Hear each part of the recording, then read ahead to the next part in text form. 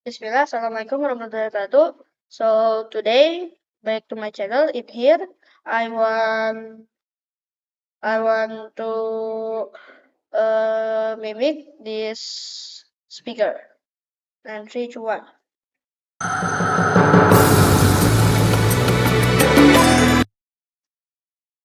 Was to simply pay attention to my breath, and when my mind wandered, to bring it back.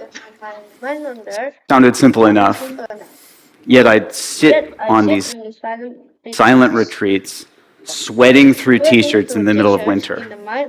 I'd take naps every chance I got because it was really I got because it was really hard work. Actually, it was exhausting.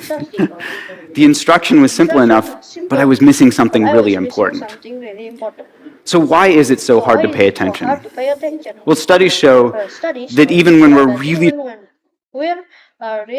trying to pay attention to something, trying to pay attention to something, like maybe this talk, at some point about half of us will drift off into a daydream or have this urge to daydream or have this urge to check our Twitter feed. check our Twitter feed. So what's going on here? What's going on here? It turns out that we're fighting one of the most evolutionary concern. one of the most evolutionarily conserved learning processes currently known in science. One that's conserved back to the most basic nervous system The most basic nervous system known to man.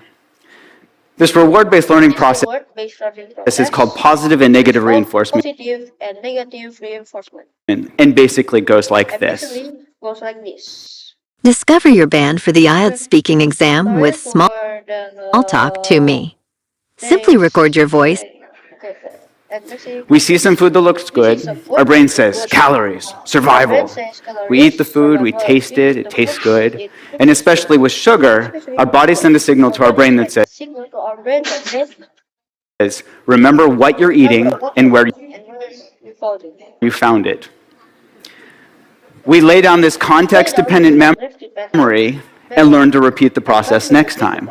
See food, eat food, feel good, repeat. Trigger, behavior, reward. Simple, right? Well, after a while, our creative brains say, you know what? You can use this for more than just remembering where food is. You know, next time you feel bad, why don't you try eating something good so you'll feel better? We thank our brains for the great idea. Try this and quickly learn that if we eat chocolate,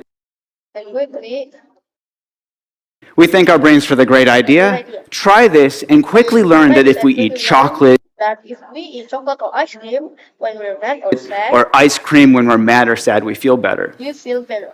Same process, just a different trigger.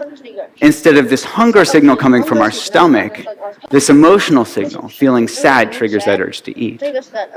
Maybe in our teenage years, we were a nerd at school, and we see those rebel kids outside smoking, we think, hey, I want to be cool, so we start smoking. The Marlboro Man wasn't a dork, and that was no accident. that was no accident. See cool, smoke to be cool, feel good. Repeat. Trigger, behavior, reward. And each time we do this, we learn to repeat the process, and it becomes a habit.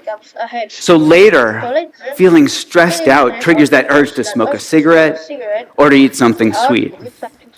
Now with these same brain processes, we've gone from learning to survive to literally killing ourselves with these habits. Obesity and smoking are among the leading preventable causes of morbidity and mortality in the world. So back to my breath. What if instead of fighting our brains or trying to force ourselves to pay attention, we instead tapped into this natural reward-based learning process, but added a twist? What if instead we just got really curious about what was happening in our momentary experience? I'll give you an example. In my lab, we studied whether mindfulness training could help people quit smoking. Now, just like trying to force myself to pay attention to my breath, to force myself to pay attention to my breath, they could try to force themselves to quit smoking. And the majority of them had tried this before and failed, on average 6 times. Now, with mindfulness training, we dropped the bit about forcing and instead focused on being curious. In fact, we even told them to smoke. What? Yeah, we said, go ahead and smoke. Yeah, we said, go ahead and smoke. Just be really curious about what it's like when you do. And what did they notice? Well, here's an example from one of our smokers.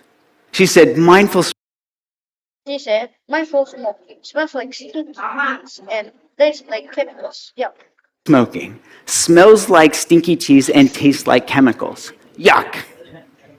Now, she knew cognitively Cognitively, that smoking was bad for her. that smoking was bad for her. That's why she joined our program. What she discovered just by being Curiously aware when she smoked.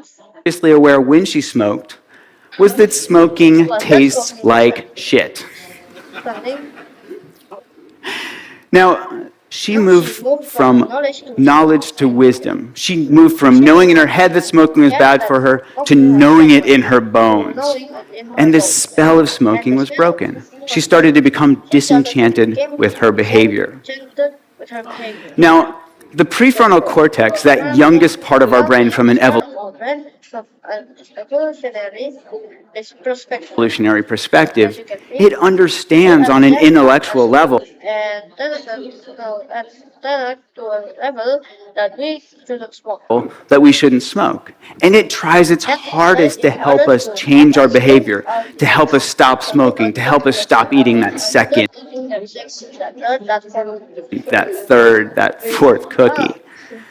We call this cognitive control. We're using cognition to control our behavior. Unfortunately, this is also the first part of our brain that goes offline when we get stressed out, which isn't that helpful. Now, we can all relate to this. It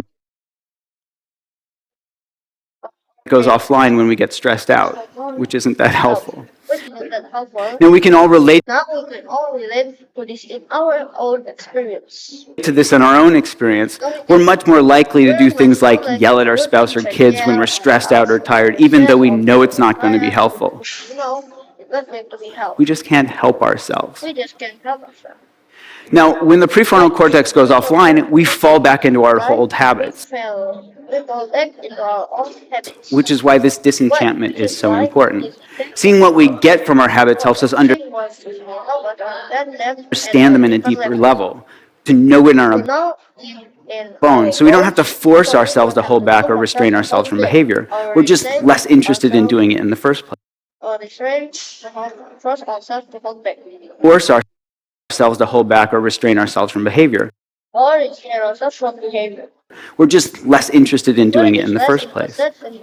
And this is what mindfulness is all about. Seeing really clearly what we get when we get caught up in our behavior. we get when we get caught up in our behaviors, becoming disenchanted